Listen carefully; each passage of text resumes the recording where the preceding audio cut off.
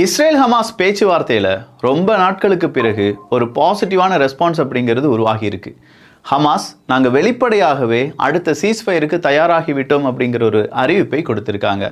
So Israel Hamas யுத்தம் அப்படிங்கிறது முடிந்து விட்டது என்றால் மிடில் ஈஸ்டில் ஏற்பட்டிருக்கக்கூடிய முக்கியமான குழப்பம் ஒன்று முடிவுக்கு வரும். ஆனால் அதே நேரத்தில் ஹிஸ்புல்லா என்ன சொல்லியிருக்காங்க அப்படின்னா, எங்களுடைய பலத்தை அதிகரிக்க போகிறோம், எங்களுக்கு தேவையான ஆயுதங்கள் எல்லாத்தையுமே இன்னும் நாங்கள் அதிகரிக்க போகிறோம் அப்படிங்கிறத இப்போ பல ஊடகங்கள் வழியாக சொல்ல ஆரம்பிச்சிருக்காங்க. ஸோ இஸ்ரேல் ஹமாஸ் யுத்தம் முடியும் போது லெபனனுக்கு மீண்டும் ஒரு சிக்கல் வர்றதுக்கான வாய்ப்புகள் இருக்குது.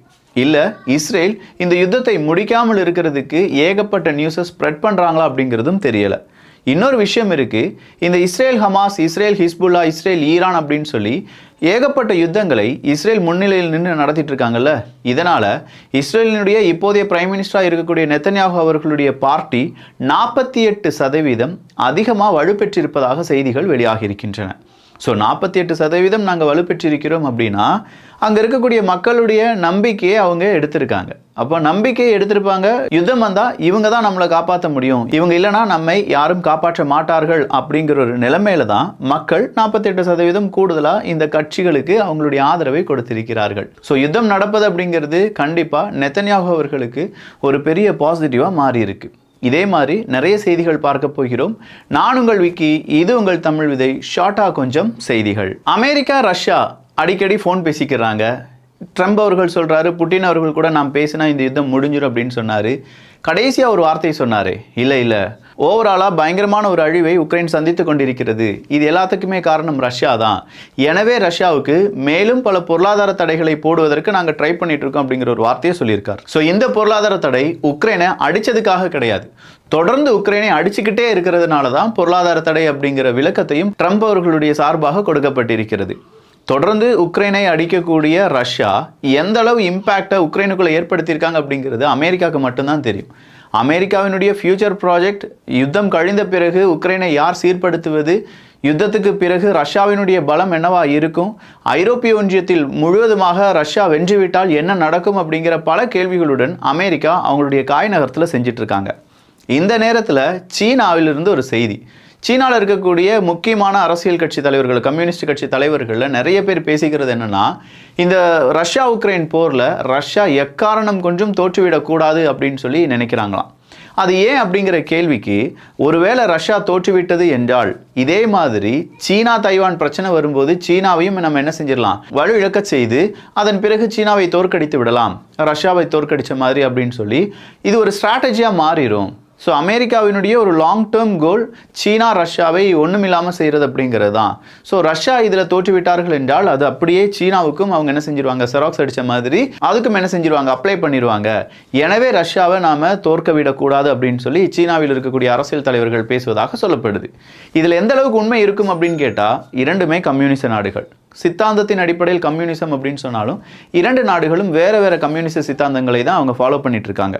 ஆனாலும் ஒரே மாதிரியான நிலைப்பாடுடன் இருக்கக்கூடிய நாடுகள். முதலாளித்துவத்துக்கு எதிரான நாடுகள் அப்படின்னு சொல்லிட்டு இருந்த சீனா இப்போ கம்ப்ளீட்டாக முதலாளித்துவம் அப்படிங்கிறத மையப்படுத்தி அவங்களுடைய எக்கானமியை வளர்க்க ஆரம்பிச்சிட்டாங்க. இதற்கு நடுவில் ரஷ்யாவால் மட்டும்தான் அமெரிக்காவை எதிர்க்க முடியும் அப்படிங்கிறது நம்ம எல்லாருக்குமே தெரிஞ்ச மாதிரியே சீனாவும் ரஷ்யா கூட உறுதுணையாக இருப்பதற்கு தான் ட்ரை பண்ணுவாங்க. இது கூடவே வடகொரியாவும் சேர்த்தால் மட்டும்தான் இப்போ சீனா நினைப்பது நடக்கும். ஆல்ரெடி வடகொரியா ரஷ்யாவுக்கு எந்தெந்த வகையில் உதவ முடியுமோ அத்தனை வகையிலும் உதவிட்டு தான் இருக்காங்க. ஒன்று ஆயுதங்களை கொடுப்பது, இன்னொன்று அவங்களுடைய மக்களை, குறிப்பாக அவங்களுடைய சோல்ஜர்ஸை ரஷ்யாவுக்கு அனுப்பி வைப்பது. நாட் ஓன்லி சோல்ஜர்ஸ், என்ஜினியர்ஸையும் அனுப்பி வைக்கிறாங்க அப்படின்னு சொல்கிறாங்க. இப்போ ரஷ்யாவில் இருக்கக்கூடிய பல வேர்ஹவுஸ்லையும் அதே மாதிரி ஆயுதங்களை உற்பத்தி செய்யக்கூடிய ஃபேக்ட்ரியிலையும் வடகொரியாவை சார்ந்த நபர்கள் அதிகமாக வேலைக்கு அமர்த்தப்படுகிறார்கள் அப்படிங்கிற ஒரு செய்தியும் வெளியாகி இருக்கிறது.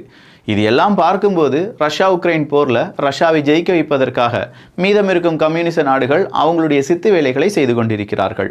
ஒருவேளை ரஷ்யா தோற்றுவிட்டது என்றால் கம்ப்ளீட் ஃபோக்கஸ் சீனாவின் பக்கம் மாறிவிடும். எனவே நாமை பாதுகாத்துக் கொள்ள ரஷ்யாவை ஜெயிக்க வைக்க வேண்டியது நம்முடைய கடமை அப்படிங்கிறது தான் சீனாவினுடைய கடைசி நம்பிக்கை. டெக்சாஸில் ஏற்பட்ட மிகப்பெரிய ஃப்ளட் காரணமாக 24 மனிதர்களை காணவில்லை அப்படிங்கிற ஒரு செய்தி வெளியாகி இருக்கிறது. அதில் ஒரு குழந்தை உட்பட பல நபர்களையும் தேடக்கூடிய வேலைகளில் அங்கே இருக்கக்கூடிய நபர்கள் ஈடுபட்டு வருவதாகவும் செய்திகள் வெளியாகி இருக்கின்றன. டெக்சாஸில் ஃப்ளட் அப்படின்னு சொல்லும்போது ஐரோப்பிய ஒன்றிய நாடுகளில் ஏகப்பட்ட நாடுகளில் ஹீட் வேவ் அப்படிங்கிறது இருக்குது. சீனாலையும் பல இடங்களில் கிட்டத்தட்ட 400க்கும் அதிகமான இடங்களில் ஹீட் வேவ் அப்படிங்கிறதுக்கான எச்சரிக்கை கொடுக்கப்பட்டிருப்பதாகவும் அந்த எச்சரிக்கையும் தாண்டி அங்கே இருக்கக்கூடிய மனிதர்கள் அந்த ஹீட் வேவில் சிக்கிக்கொள்கிறார்கள் என்கிற தகவலும் வெளியாகுது. ஸோ ஒரு இடத்துல ஃப்ளட், இன்னொரு இடத்துல ஹீட் வேவ் அப்படின்னு சொல்கிறது ஒட்டுமொத்தமாக கிளைமேட் சேஞ்ச் அப்படிங்கிறத பற்றி ஏகப்பட்ட நபர்கள் மீண்டும் பேசுவதற்கான ஒரு வாய்ப்பை ஏற்படுத்தியிருக்கு. அமெரிக்காவினுடைய F-35 ப்ரோக்ராமில் நாங்கள் மறுபடியும் உள்ளே வந்து விடுவோம் அப்படிங்கிற நம்பிக்கை கொடுத்திருக்கிறார் எர்டகன் அவர்கள்.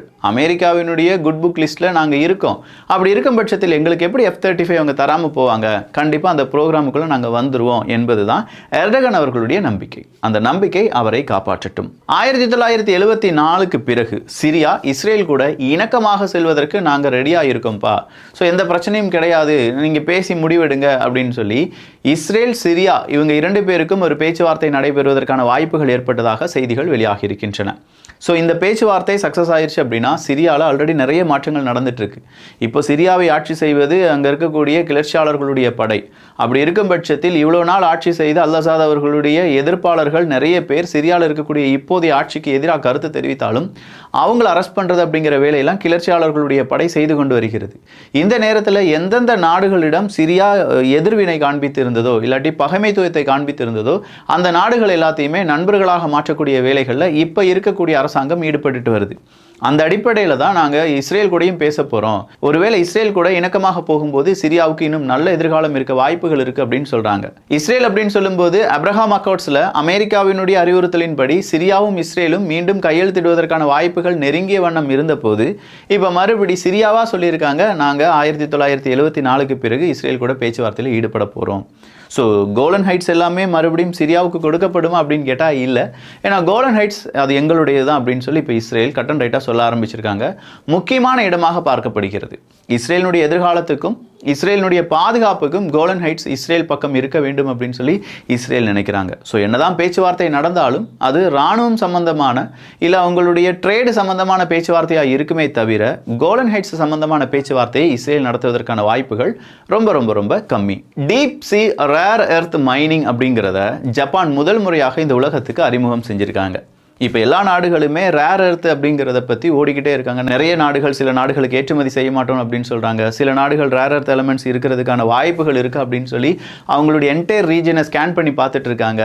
ஜப்பான் ஒரு படிக்கு மேலே போய் டீப் சீல இருக்கக்கூடிய ரேர் எர்த்தை மைனிங் பண்ணுறது எப்படி அப்படிங்கிறத ஸ்டடி பண்ணி அதை இப்போ செய்ய ஆரம்பிச்சிருக்காங்க. ஸோ வேர்ல்டு ஃபர்ஸ்ட் அப்படின்னு சொல்கிற அளவுக்கு இது ஒரு செய்தியாக மாறி இருக்கிறது. ஆனால் இதே ஜப்பானில் அடிக்கடி நிலநடுக்கம் ஏற்படுவதால் அழிவுக்கு அருகில் ஜப்பான் வந்து விட்டது அப்படிங்கிற பல ரூமர்ஸ் அப்படிங்கிறது வெளியானது. அந்த ரூமர்ஸ் எல்லாமே போய் தான். அடிக்கடி ஏற்படக்கூடிய நிலநடுக்கம் இங்கே இருக்கக்கூடிய அறிவியல் சார்பாக அது நிகழ்வது தானே தவிர இது அழிவுக்கான அறிகுறி இல்லை அப்படிங்கிற அந்த செய்தியும் இன்னைக்கு ஜப்பான் அரசாங்கம் வெளியிட்டிருக்கிறார்கள். கிட்டத்தட்ட 25 வருடங்களுக்கு பிறகு மைக்ரோசாஃப்ட் அவங்களுடைய என்டையர் ஆப்ரேஷனை பாகிஸ்தான்லேருந்து கட் பண்ணுறாங்க. எங்களுக்கு பாகிஸ்தான் வேணாம், ஏகப்பட்ட பிரச்சனைகள் வருது, அங்கே இருக்கக்கூடிய இன்ஃப்ராஸ்ட்ரக்சர் எதுவுமே சரியில்லை, அங்கே இருக்கக்கூடிய எதிர்காலம் எங்களுக்கு பெரிய கேள்விக்குறியாக இருக்குது, எனவே மைக்ரோசாஃப்ட் பாகிஸ்தானில் ஒர்க் ஆகாது அப்படின்னு சொல்லி வெளியேறுகிறார்கள். சீனாவில் ஹீட் வேவ் அப்படின்னு சொன்னால அது 400 இல்லைங்க, 754 ரீஜனில் ஹீட் வேவ் அப்படிங்கிறத ரெக்கார்ட் பண்ணியிருக்காங்க. ஸோ 754 ரீஜன்ஸ் அப்படின்னு சொல்லும்போது அது ஒரு ஹியூஜ் தான். துருக்கி, சிரியா, கிரீஸ் இந்த நாடுகள் எல்லாத்துலேயுமே வன பாதுகாப்பு அப்படிங்கிறது நாளுக்கு நாள் குறைந்து கொண்டே வருகிறது. மிகப்பெரிய அளவில் காட்டு காட்டுத்தீ பரவி வனங்கள் எல்லாமே அழிக்கப்பட்டு வருகின்றன அப்படிங்கிற செய்தியும், இந்த காட்டுத்தீ கட்டுப்படுத்த முடியாத லெவலுக்கு மாறிட்டு இருக்கு அப்படிங்கிற செய்தியும் வெளியாகி இருக்கிறது. ட்ரேட் யுத்தம் அப்படிங்கிறது ஜஸ்ட் அ ஃபேக்கான ஒரு ஆப்ஷன் தான். ட்ரம்ப் அவர்கள் நடத்தக்கூடிய ஒரு ட்ரம்ப் கார்டு தான் இந்த ட்ரேடு வார். இதில் எந்த உண்மையும் கிடையாது. 26%, 500% இதெல்லாம் மிரட்டலுக்காக மட்டும்தான் டொனால்டு ட்ரம்ப் அவர்கள் பயன்படுத்தி வருவதாக இப்போ வந்திருக்கக்கூடிய சில செய்திகள் கூறுகின்றன. துல்சி கபாட் அவர்கள் சீக்கிரமாக அவருடைய பதவியிலிருந்து நீக்கப்படுவார் என்கிற தகவல் வெளியாகி இருக்கிறது. இந்த துல்சி கபாட் அவர்கள் தான் ஈரான் அணு ஆயுதங்கள்லாம் வைக்கவே இல்லையே அப்படின்னு சொன்னாங்க. அதற்கு ட்ரம்ப் அவர்கள் ஒருவேளை துல்சி கபாட் அவர்களுக்கு தெரியாமல் கூட இருந்திருக்கலாம் அப்படின்னு சொல்லி அவங்களுடைய நேஷனல் இன்டெலிஜென்ஸ் ஆஃபீஸர்ஸினுடைய கருத்தையே மாற்று கருத்தாக தெரிவித்திருந்தார் என்பது குறிப்பிடத்தக்கது. ஈரான் நியூக்ளியர் இஷ்யூ அப்படிங்கிறதுல யுத்தம் அப்படிங்கிறது மட்டும் தீர்வு கிடையாது, பேச்சுவார்த்தை தான் மிக முக்கியமான தீர்வாக இருக்கும் அப்படிங்கிற தகவலை கொடுத்திருக்கிறார்கள் சீனா. சீனா பேச்சுவார்த்தை தான் முடிவு அப்படிங்கிறத முதல் முறையாக சொல்கிறது. ஏன்னா யுத்தம் அப்படிங்கிறத எப்போதுமே அவங்க என்ன சொல்லிட்டு இருப்பாங்க, யுத்தத்தால் மட்டுமே எந்த முடிவும் காண முடியும் அப்படின்னு சொல்லுவாங்க. பட் அவங்க யுத்தத்துக்கே போக மாட்டாங்க என்பதும் குறிப்பிடத்தக்கது. ஒபெக் பிளஸ் நாடுகளை பொறுத்த வரைக்கும் கிட்டத்தட்ட 5,48,000 பேரல்ஸ் பெர் டே அப்படிங்கிறத ஆகஸ்ட் மாதம் அவங்க என்ன செஞ்சிருக்காங்க, பம்ப் பண்ணியிருக்காங்க. இது ஒரு ஹியூஜ் அப்படின்னு சொல்றாங்க. ஸோ ஒபெக் பிளஸ் நாடுகள் எவ்வளவு முடியுமோ அவ்வளவு கச்சா எண்ணெயை பம்ப் பண்ணி எடுத்துட்டு இருக்காங்க. போலந்துல விஸ்துலா ரிவர் அப்படிங்கிறது அதனுடைய லோவர் வாட்டர் லெவல் அப்படிங்கிறதை அடைந்திருக்கிறதாம். ஸோ இது போலந்தில் ஏற்பட்டிருக்கக்கூடிய வறட்சியை பறைசாற்றும் விதமாக வந்திருக்கக்கூடிய செய்தி. இந்தியா பங்களாதேஷனுடைய கிரிக்கெட் மாற்றி வைத்திருக்கிறது, அந்த மேட்ச் மாற்றி வச்சிருக்காங்க அப்படிங்கிற அந்த செய்தி இந்தியா பங்களாதேஷனுடைய உறவையும் கேள்விக்குறியாக மாற்றியிருக்கிறது. ஆல்ரெடி இந்தியா பங்களாதேஷ் உறவுல ஏகப்பட்ட சிக்கல் இருக்கும்போது இந்த மேட்சையும் மாற்றி வச்சிருக்காங்க 2026 அப்படின்னு சொல்றது ஜியோ பொலிட்டிக்ஸ்ல இதுவும் ஒரு பேசு பொருளாக மாறி இருக்கு. ஸோ நிறைய செய்திகள் பார்த்துருக்கோம். இந்த செய்திகளை பற்றி உங்களுடைய கருத்துக்கள் இங்கே வரவேற்கப்படுகின்றன. எல்லோரும் தமிழ் விதையில் இணைந்திருங்கள். நல்லதை பகிர்ந்து நல்ல சமுதாயத்தை உருவாக்குவோம். நன்றி, வணக்கம்.